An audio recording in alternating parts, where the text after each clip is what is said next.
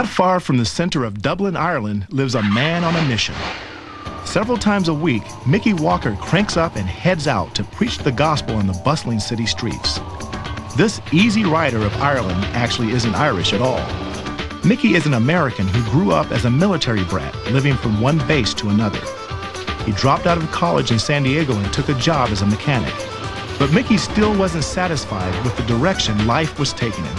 I had a drinking problem and confused about life, and finally got fired because I was drinking on the job, got rowdy and all. And so I went back to college when I was about 20 years old.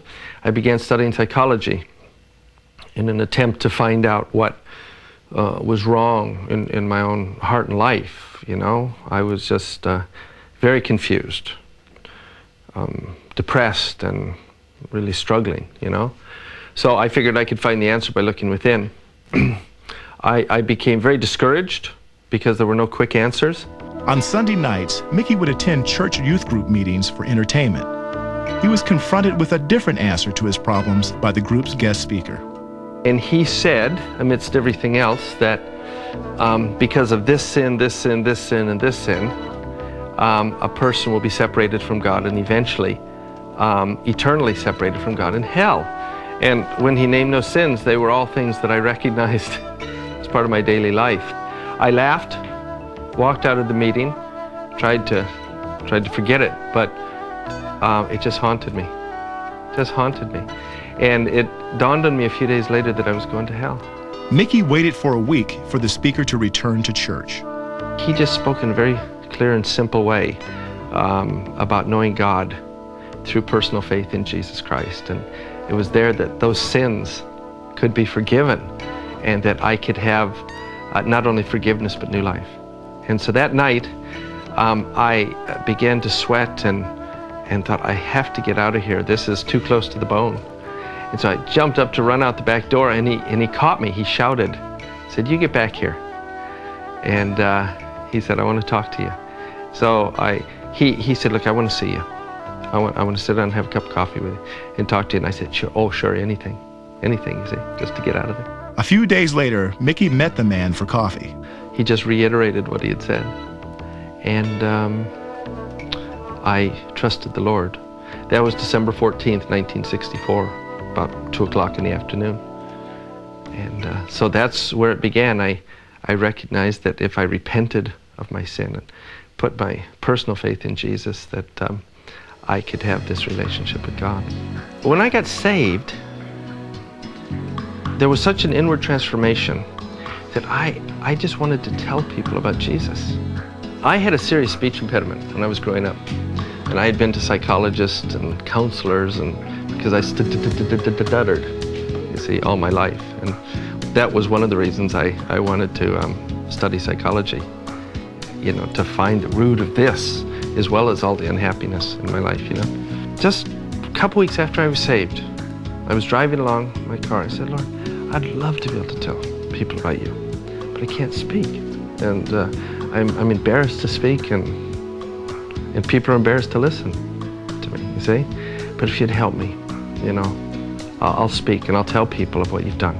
2 days later at a Campus Crusade for Christ meeting, Mickey was given the opportunity to share his testimony. When I turned around to speak, first time, 20 years, I just spoke with absolute clarity. And in fact, I didn't even believe I was speaking.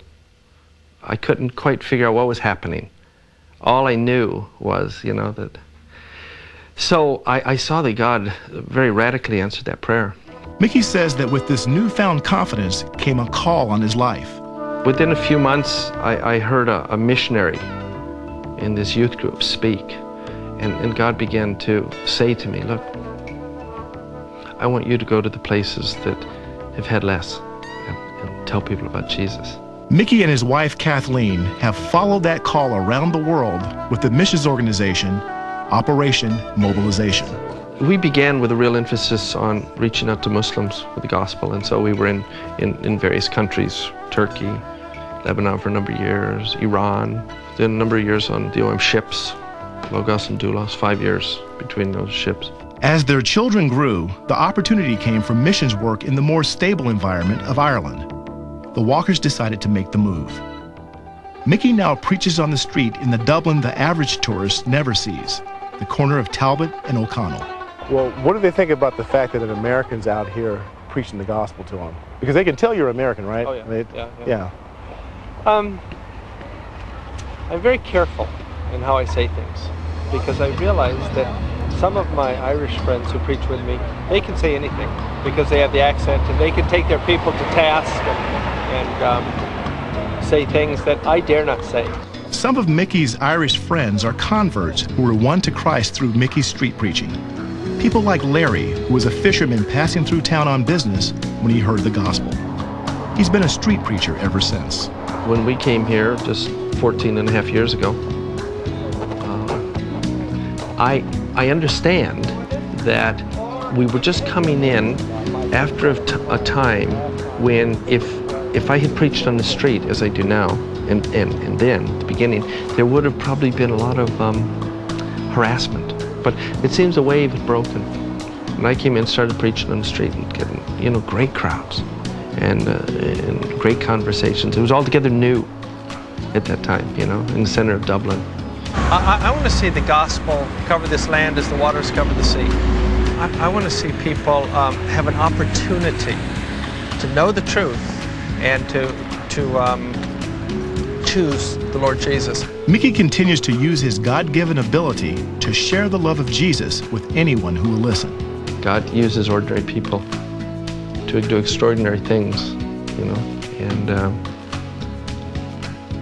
when I look back and I think of that day that I just felt, God, I want to go, to the ends of the earth and think of what's happened in those intervening years. Never could have imagined it. Never could have imagined how we came to Ireland, how God engineered things, but He's just faithful. He's just faithful.